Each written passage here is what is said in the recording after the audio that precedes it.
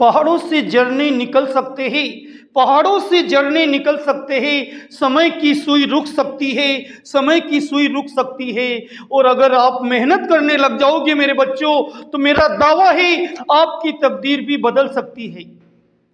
आज मैं आपको एक प्रेरणास्पद कहानी सुनाना चाहूंगा। छोटी सी कहानी है लेकिन बड़ा चमत्कार करेगी। नहीं पढ़ने वाले बच्चे पढ़ने लग जाएंगे, जो लोग अपने जीवन में असफल है वो उनको सफलता उनके चरण चूमेगी।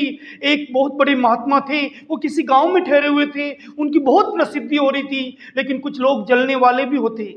महात्मा थे, छोटे से गांव में ठहरे हुए थे, लोग उनको मानने लगे, उनकी बहुत प्रसिद्धि हो रही है, वो जो कहते वो काम ऑटोमेटिक सिद्ध हो जाता था। लेकिन कुछ लोग जलने वाले थे। उन्हीं जलने वालों में से दो लड़के थे।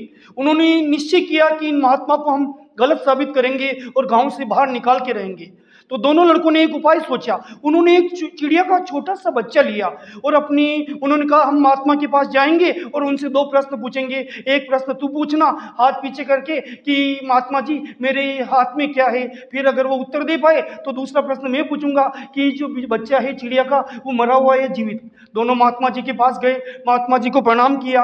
महात्मा जी ने कहा आओ बस कैसे आना हुआ।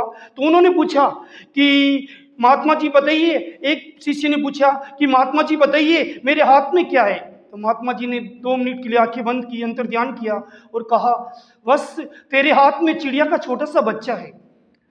फिर तुरंत दूसरे जो दुर्जन शिष्य था उसने तुरंत पूछ लिया महात्मा जी ये जो चिड़िया का बच्चा है मरा हुआ है या जीवित। अब महात्मा जी थोड़ी देर के लिए सोच में पड़ गए। उन्होंने सोचा अगर मैं इसे मरा हुआ कहूँगा तो ये हाथ आगे लाके उसको जीवित बता देगा, और अगर मैं जीवित कहूँगा तो ये हल्का सा हाथ दबा के उसको मार देगा और जीव हत्या का पाप लगेगा। तो उन्होंने कहा, यानी महात्मा जी ने कहा कि हे वत्स ये चिड़िया का बच्चा मरा हुआ है या जीवित है ये सब कुछ तेरे हाथ में है। ऐसे इस कहानी से हमें ये प्रेरणा मिलती है कि अगर हम जीवन में कुछ भी बनना चाहते हैं वो किसी के हाथ में नहीं, तुम्हारी आलोचना करने वालों के हाथ में नहीं, किसी के हाथ में नहीं, सिर्फ और सिर्फ तुम्हारे हाथ में है। तुम जितनी मेहनत करोगे मेरे बच्चों जितना उतना ही आपको सफलता मिलेगी और आपको मनचाही मंजिल मिलेगी। अगर आपको मेरी ये छोटी सी कहानी पसंद आई तो कृपया इसे लाइक करें, शेयर करें, कमेंट करें। मैं आपका आभारी रहूंगा।